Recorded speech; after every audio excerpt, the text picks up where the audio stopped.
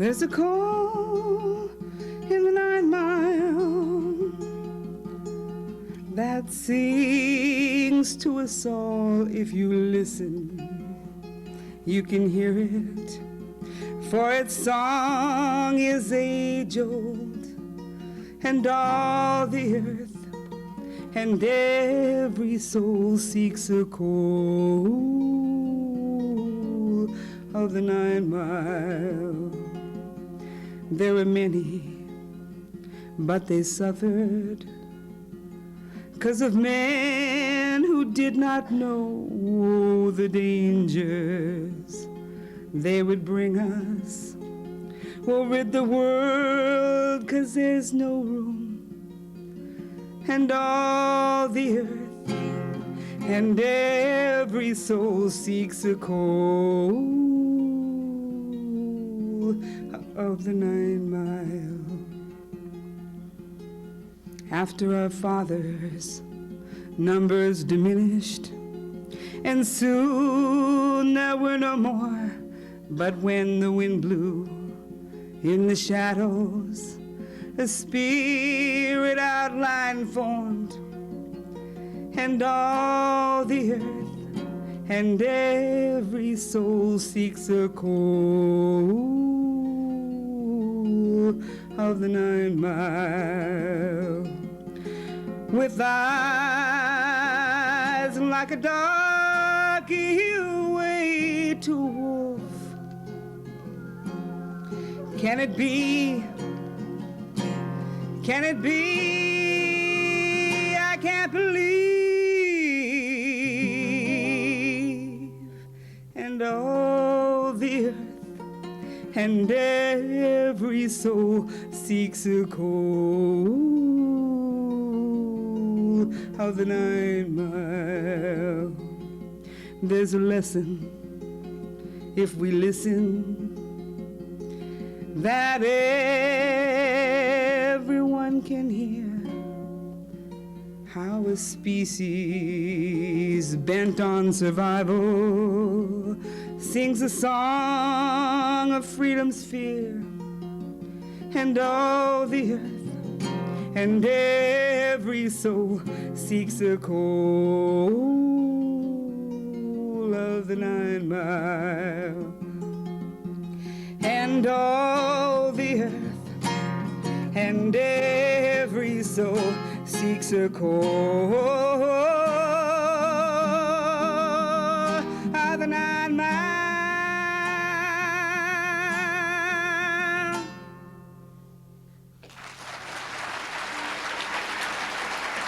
All right, thank you.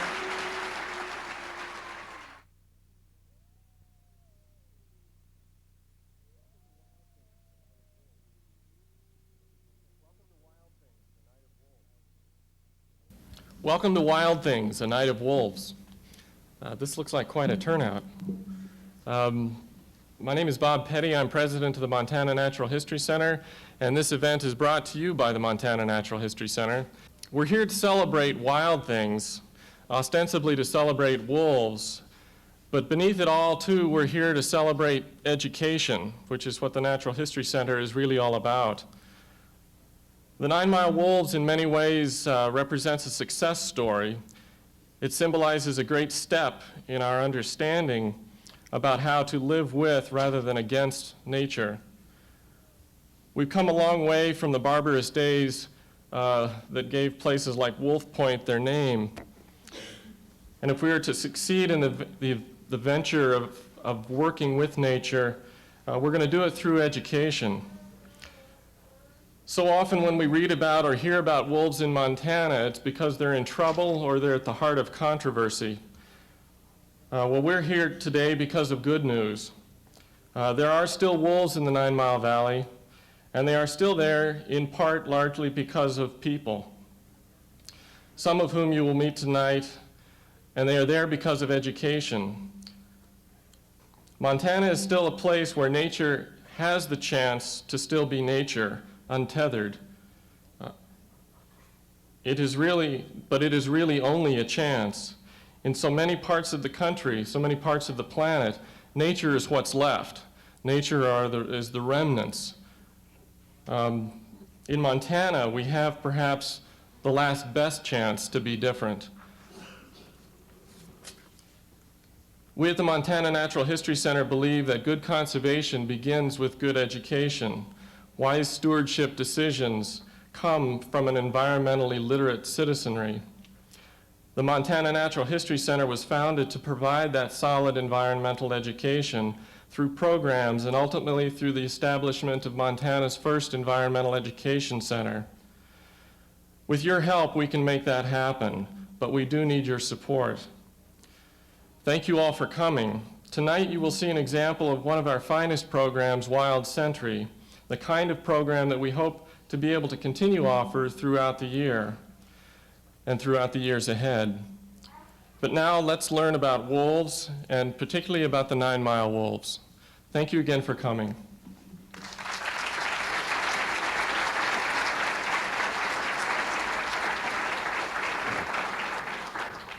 Uh-oh, which one am I talking to here? Hi, I'm Bruce Whitey. I was going to tell you a story about the 9 Mile wolves. Well, long ago, when your parents were young, or probably in the case of some of you when your parents were young, people killed the last wolves in Montana. Well, it took about a half century, but finally some wolves ventured down from Canada into the northern Rockies of northwestern Montana. And that's where this story starts. And this story, it's a story that involves tragedy, triumph, heroes, villains, hit-and-run drivers, murder, motherhood. I mean, it's the most incredible wolf story that you've ever heard. Well, on this ranch near Marion, a rancher called the U.S. Fish and Wildlife Service one day and said, you know, I spotted a wolf out there by my cows. And they said, no way, we don't have wolves in this area.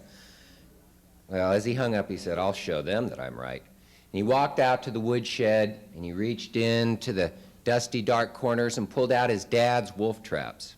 And he set those traps. And I want you to remember these traps, okay? Because they come up later, and in fact, they play a real crucial role in this story. Well, the same rancher, it seems, had problems with the neighbor dogs.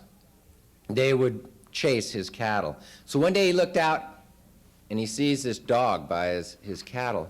He runs in, he gets his rifle, shoots that dog, only guess what? It was a wolf. And unbeknownst to anybody at that time, it was a father wolf.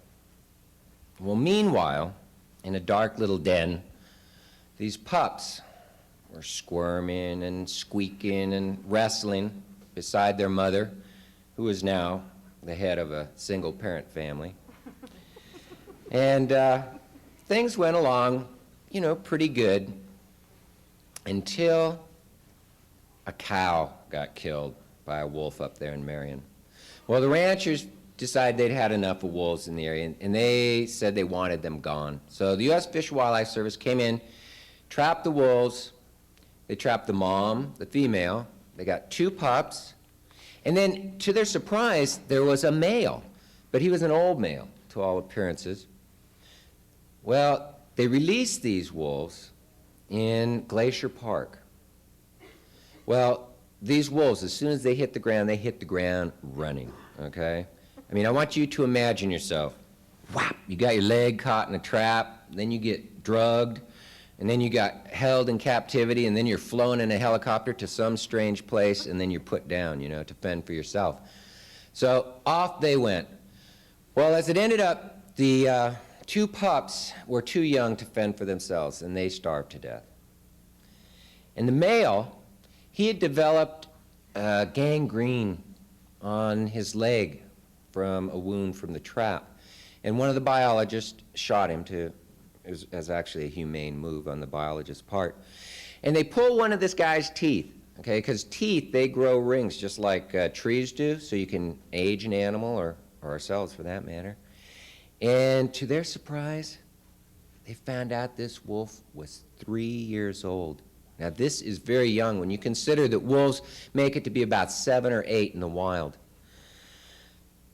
And what probably happened, okay, was this wolf had been caught in that trap that I'd mentioned earlier. Well, he tugged and he pulled and he chewed, and he finally got himself free, but he had worn his teeth down to nubbins. And then, ironically, a few weeks later, he's caught in yet another trap that would develop the infected wound that would lead to his demise. Well, Mom, the female wolf, it seems like she wanted to get back to Marion. She swam the Hungry Horse Reservoir, kept heading west. What'd she run into? Flathead Lake. Well, she knows she's not going to swim that one. She turns south, goes down the length of the Mission Mountains. Her journey ends up being, at least as the crow flies, 130 miles. Now, who knows how far it really was when you count all the ups and downs and turnarounds. She ended up coming into the Rattlesnake, showed up there, and then she headed due west and landed in the 9 Mile, where she met up with a male wolf. We don't know where he came from, but there he was. Well, everything went pretty good with them for a while. They didn't kill any stock, and in the spring they had pups, 4 little pups. And things went good then too, until the pups got to be about 4 weeks old. Now this is when pups are weaned and the mom comes up out of the den. She's been with them this whole time. And I can just imagine her, looking at Dad or other wolves who would be in a regular pack and saying, look, I've been with these kids for 4 weeks, okay? It's your turn. I'm gonna go do some hunting. So off she set. Well, a wildlife biologist named Mike Hamanis went out to get her radio signal off the radio collar that had been put on her when she'd been initially trapped. There's no signal. He went out again and again and no signal. Well, a couple weeks later, there's the fly fisherman out there, snags something, pulls it up, and there's the radio collar in the 9 Mile drainage in the stream. It had been cut off the neck of the wolf, and the radio transmitter had been smashed in with a rock. So obviously somebody who didn't like wolves had killed this wolf, cut the collar off, and had hoped to hide the evidence. So what have we got?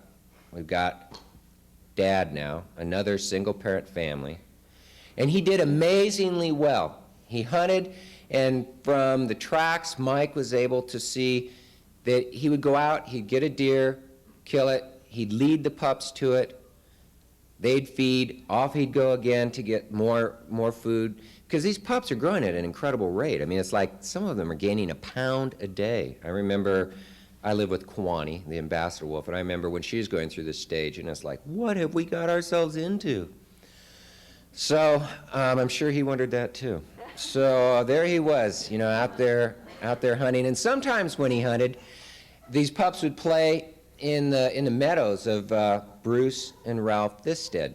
And these are 2 ranchers who are real role models, I think, to other ranchers, because these guys, instead of wanting to shoot the wolves with a rifle, shot them with video and watched them through spotting scopes and really enjoyed these wolves on their land. And it's due to their tolerance that these wolves are around. Well, in Dad's ever-ending quest to get more food, one day he went to cross Interstate 90. He got hit. And the driver kept going, and there was Dad laying dead on the asphalt. 4 orphan pups. It's right that time of year that's the tough time of year for wolves in the fall there. Left to fend for themselves. This is the time of year when these other pups, when they'd been released, had starved. Well, fortunately, there's another hero in the story besides Bruce and Ralph, and this is Mike Hamanis, the wildlife biologist. So he went out and he started collecting roadkill deer. And he'd be very careful not to leave his scent on them. And he'd put them out, make sure the wolf pups didn't see him coming because he didn't want them equating humans with food. Until Montana Fish, Wildlife, and Parks said, no more roadkills. We're taking those to the landfill. And Mike got around that, though. He was pretty resourceful. He got permission from the Teller Wildlife Refuge, where they had an overabundance of deer, and he got deer from there. And he would take these to the pups. Well, pretty soon he started worrying about the fact that, I mean, these pups aren't ever going to learn to fend for themselves, because hunting is a learned behavior. Wolves learn this from their parents and from their aunts and uncles. They learn what to eat and how to kill it. Well, Mike came up with an ingenious idea. I love the image of this. Just imagine this in your mind. He'd take these deer out, and then he'd prop them up with sticks, okay? Okay, and what the wolf pups had to do is come and, pull this deer down, and he hoped that, from this they would surmise that, well, this thing is up on his feet, and you got to get it down. Well, it worked. One December morning, I think it was, Mike was out tracking in a fresh skiff of snow, and he found, the storytail tracks that showed that the wolves had chased a deer and had brought it down and they'd killed it. And Mike was ecstatic, and he grabbed this deer leg, and he goes jetting down to Bruce and Ralph's, and he's telling them, they did it, they killed it, deer all on their own, they're real wolves. And then he went jetting down to the Missoulian, and he is pounding, this is like midnight, I think, and he's pounding on the front window with this bloody deer leg. They did it, they did it! So, everything looked really copacetic for a while, until the spring came, and 3 of those wolves, who are like teenagers now, juvenile delinquents, headed north into the Dixon area, and I don't know if they just hung out with the wrong crowd, got in the wrong place at the wrong time, or maybe they did perpetrate this foul deed, but they killed a cow. Or that's what they're accused of. There were some dogs who were doing, dastardly deeds in that area too, but the wolves took the rap. Well, papers all across Montana announced, wolves kill cow. People all over western Montana were calling 911. That's the emergency number, in case you don't know. They're saying, we're seeing wolves chasing cows, chasing horses, chasing our daughters. So there was mass panic here in Montana at that time. So anyway, the U.S. Fish and Wildlife Service came out, and it was a bit like, posse going out after desperados, and with helicopters and tranquilizer darts, they got those 3 pups, and they relocated them back behind the line of scrimmage, is the way I kind of saw it, up north, up there in Glacier Park again, where their mom had started her journey a year earlier.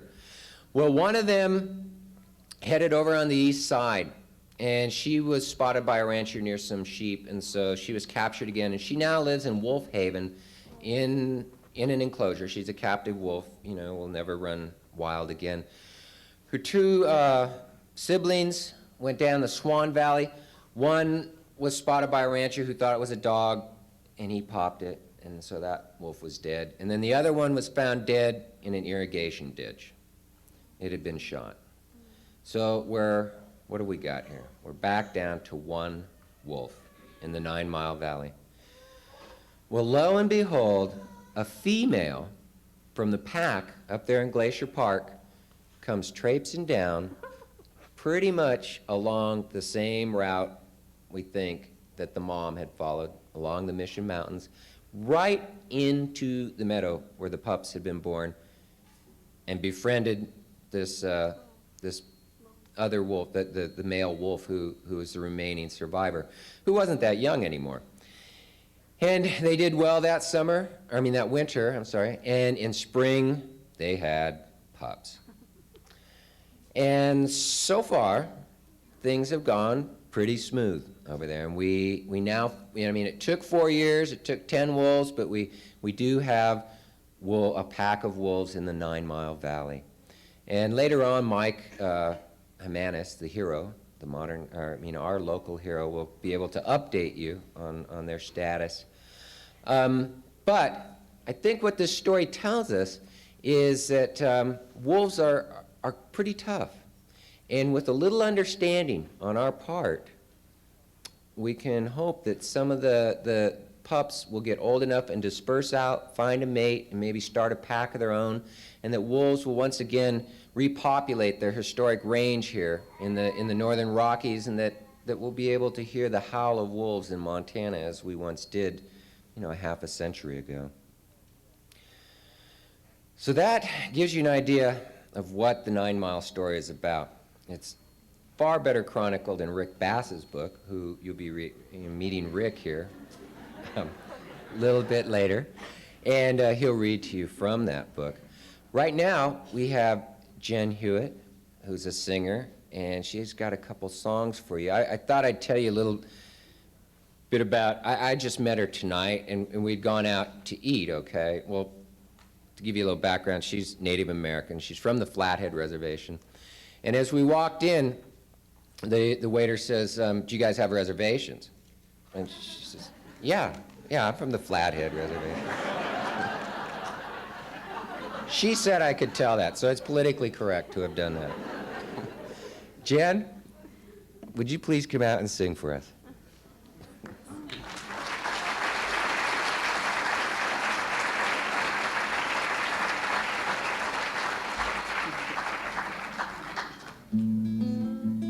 This is one of my favorite songs, and it's called Medicine Wheel. It's by Kate Wolf. When the morning breaks and the sunrise warms my soul, in the east the eagle flies and the red tail proudly soars. I'm on my way to a place of a spirit one. Grandfather, hear me now, I am on fire. Let the sun dance, guide my feet to your desire. Show me visions for my eyes, and words like gold that shimmer in the sun. Way, way, way, way,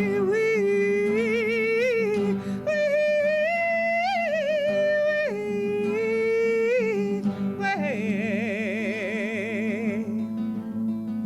Turn toward the south like the water I will run, and in our sense and trust the moonchild song is sung. I'm on my way to die and live again. Grandmother Earth, I cry, give me rest.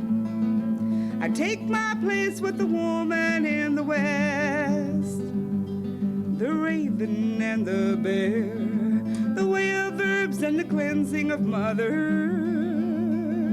Way, way, way, way, way. In the deepest night, the stars watch over me. Old woman of the north, my mind seeks clarity. I'm on my way to the northern winds. Let the thunder and the lightning carry me. Lay my thoughts to rest and send me into sleep. The hawk and the buffalo, my dreams like crystal magic medicine. Way, way, way.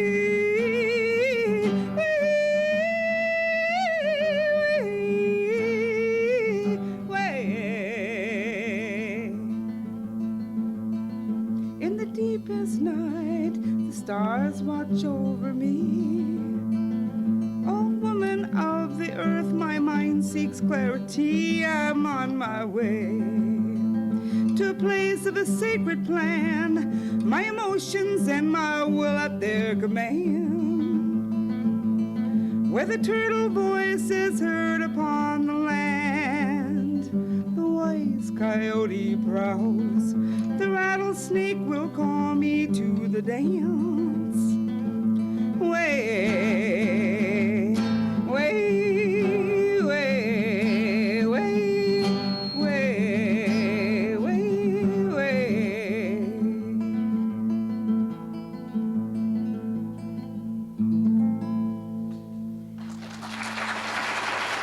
Thank you, thank you. Thank you very much.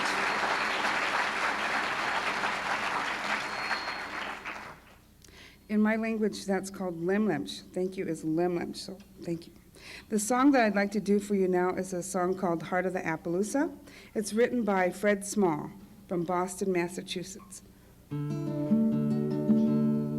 From the land of the shooting waters to the peaks of the Coeur d'Alene, thimbleberries in the forest, elk grazing on the plain, the people of the Coyote made their camps along the stream of the green Walla Walla Valley before fences could be seen, and they bred a strain of horses, the treasure of their tribe, who could toad across a ridge, gallop up a mountainside, who could haul a hunter's burden, turn a buffalo stampede.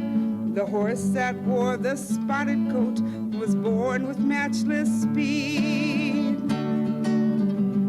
Thunder rolling in the mountains, lead the people across the great divide. There's blood on the snow in the hills of Idaho, but the heart of the Appaloosa never died. In the winter came the crowned ones, near frozen in the cold, bringing firearms and spyglasses and a book to save the soul.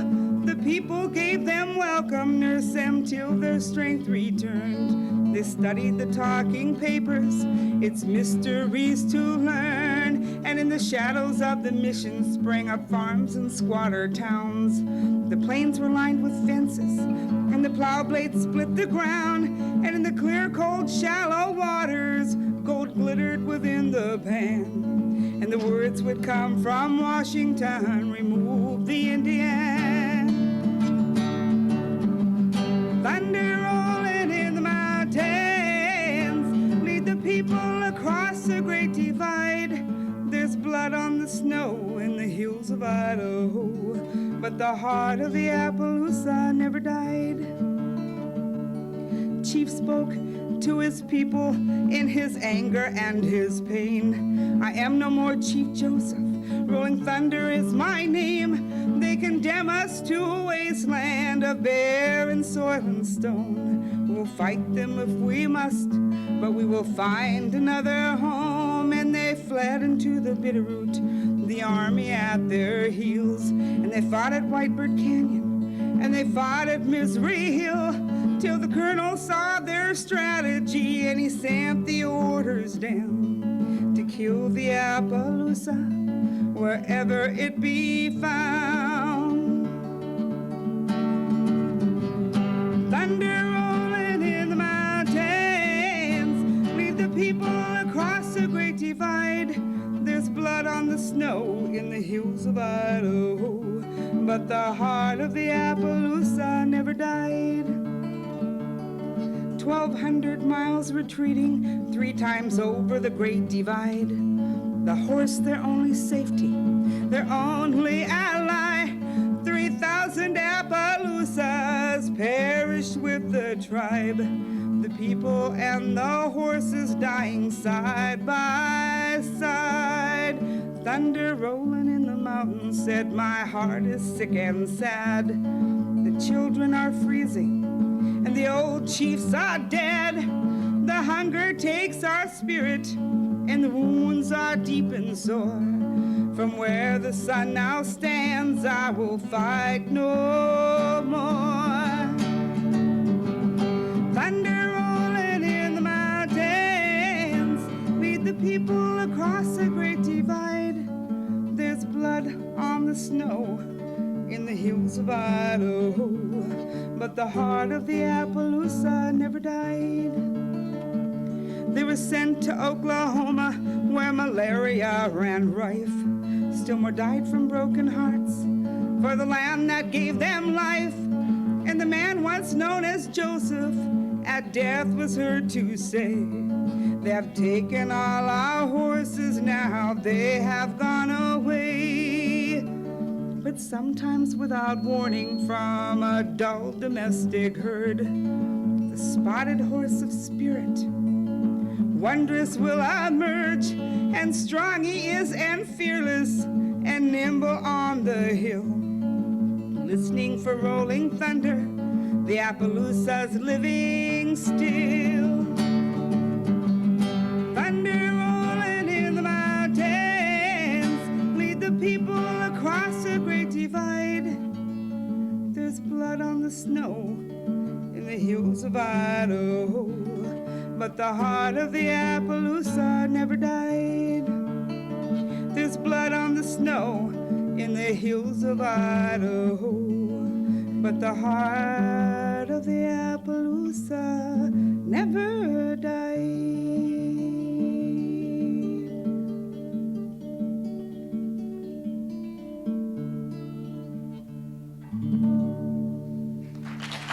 Lam Lams.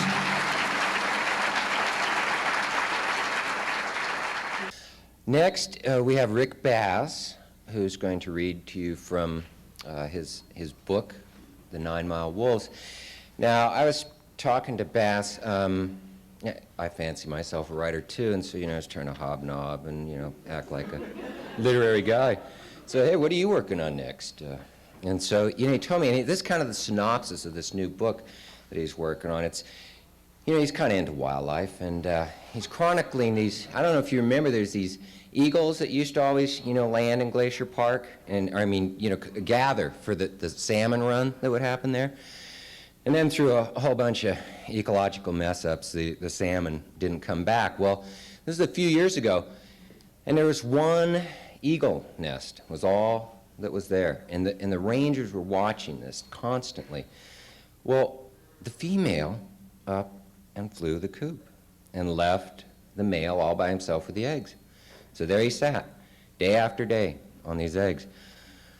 Well, perhaps Rick's being anthropomorphic, but he admits that in the beginning of his book. And the guy got lonely. He set out, swoops down, sees this dove, picks it up, grabs it with his talons, brings it back to the nest, and this dove says, "Oh, I'm a dove. I'm a dove. I was meant for love." Eagle says, "That's not what I had in mind." Poof, pops that dove out of the nest. Let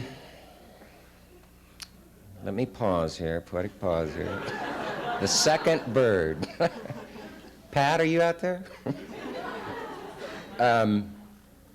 We had the dove. Oh, it came back to me, Hey, this is real because I just talked to Rick about this a few minutes ago. It slipped my mind. Yeah, so he swoops down. He's lonely again, of course. Swoops down, he grabs a loon. Brings a loon up there. Loon says, I'm a loon. I was meant to swoon." Ah, that's not what I had in mind. Poof, pops that loon out of there. A few weeks go by, and of course he's lonely again. Flies out there. He's over Lake McDonald. Comes down, sees a duck. Grabs that duck, gets that duck back there up into the nest.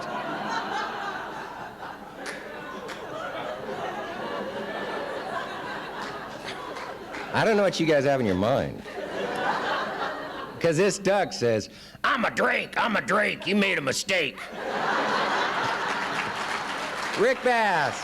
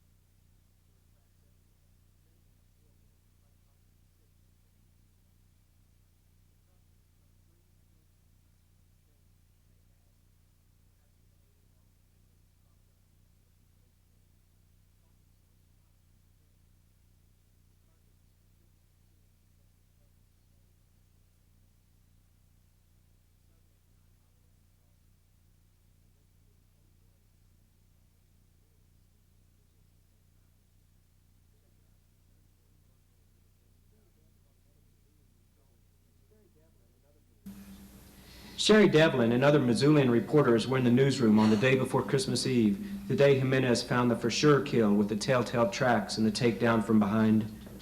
To say that Jimenez was excited would be more than a mild understatement. It was really kind of cold, real snowy, Devlin remembers. We're all standing in the newsroom and someone looks out the window and says, "Hey, Sherry, here comes Jimenez." "And he's coming in with his deer leg," Devlin says.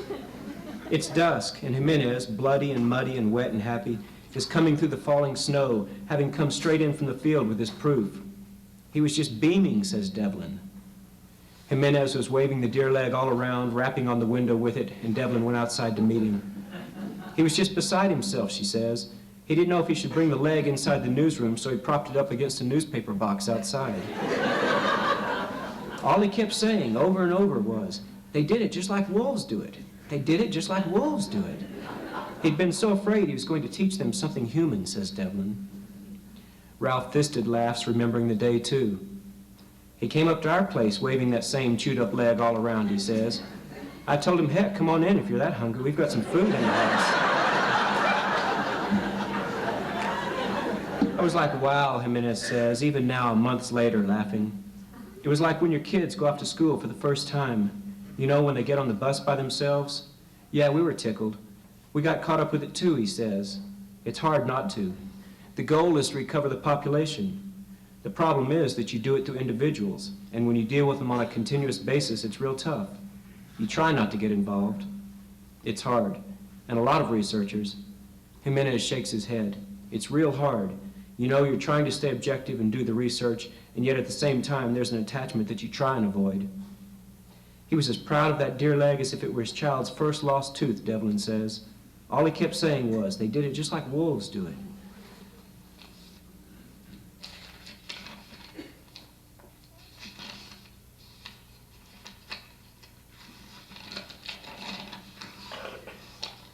Wolves are not about individuals or green eyes or howls or big feet or the kill. The story of wolves is about packs, about societies. The individuals survive when we're lucky and can go on to start all over next year, to try again, to find a mate, raise pups, recruit new pack members. But each time there's all this time and energy and force lost. And it's corny, but I feel that with each failed attempt, some soul is lost too, shattered when the wolves are relocated, set back. The sincerity of the pack has been lost, the loss of a created, woven thing. They're still wolves, the stray-away, trickling escapees, but there's the feeling we can't keep manipulating them with impunity. And by impunity, I don't know if I mean morally or biologically, or if there's a difference.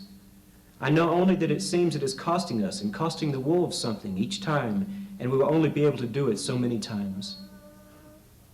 But still their force recovers, tries to flow south toward Yellowstone and beyond, and toward more deer time and time again. You can't help but think of Faulkner's prevail, not merely endure locker room pep talk. The way the wolves refuse to stay down, the way their legs are moving the second they hit the ground, moving on into the next season. I keep wondering if Montana's big enough for wolves, Jimenez says.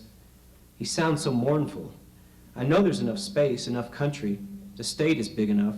Can the people in the state be big enough, he asked me, and I sure can't counsel him.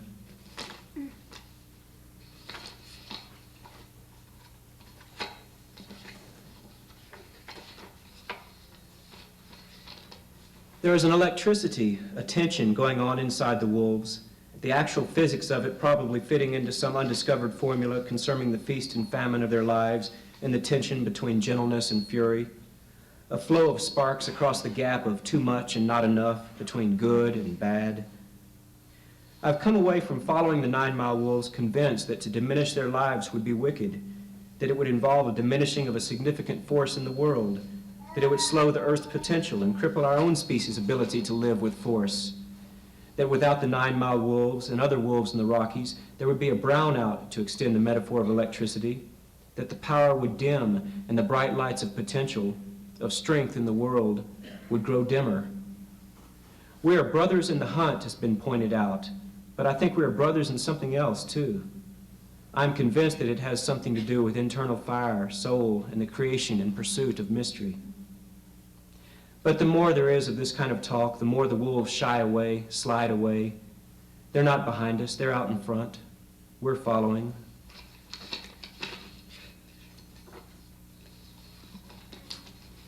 The feds have never been able to completely capture an entire pack in a controlled action. If the wolves could be moved out, manipulated, owned, they wouldn't be wolves. We can extinguish that force or ignore it and allow it to wax and wane on its own, but we can never entirely control it. The wolves have luck. The force of the pack, their sum, seems to be greater than their parts. I'm convinced that they can always create that last little bit of hanging on luck just when they need it.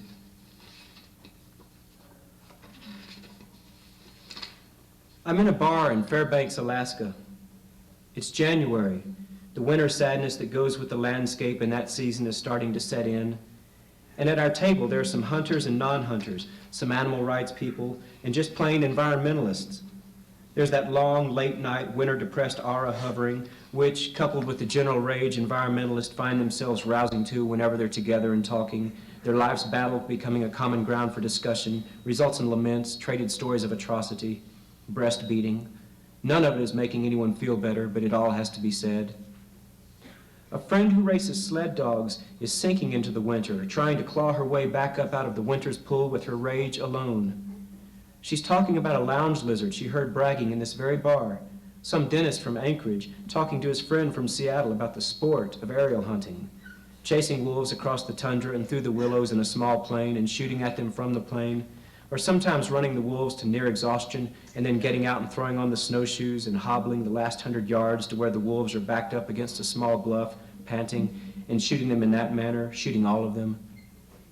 But this dentist with his gold-tinged fingers and his fat friend from Seattle were talking about a flight where they'd never landed the plane. According to their brags, my friend said, they just cruised along behind the wolves with full flaps down and the throttle cut way back, aiming into a heavy wind, riding right on the pack's back, just a few feet above it, following it and gaining on it and sinking lower and lower as Fatty leaned and labored out the window to get his gun into position. My friend says the dentist was speaking with dumb awe as he bragged. That was the hopelessness, the utter life's despair hopelessness of it, that the dentist had been right there, so close, and yet had not been able to grip life's simple mystery, that what he was doing was wrong, that he was breaking up a social bond, that he was signing wolves' death warrant, human souls' death warrant, the death warrant of the earth and of our respect for our place on it, for respect in all forms and fashions. But the dentist was so close to understanding was the thing, my friend said. He had almost seen it, she said, just by the way he was talking, the awe in his voice and his eyes. He had almost seen it. I was right there, the dentist was saying, speaking as if in a trance. I tell you, Joe, it was like nothing I've ever seen or done. Joe, for a few seconds there, we were right in with him, following right behind him, and the big leader looked back, and for a minute, Joe, following along behind him like that, it was like we were one of the pack. Thank y'all for listening, and thanks to Mike Jimenez and Ralph and Bruce Thisted again for protecting the wolves.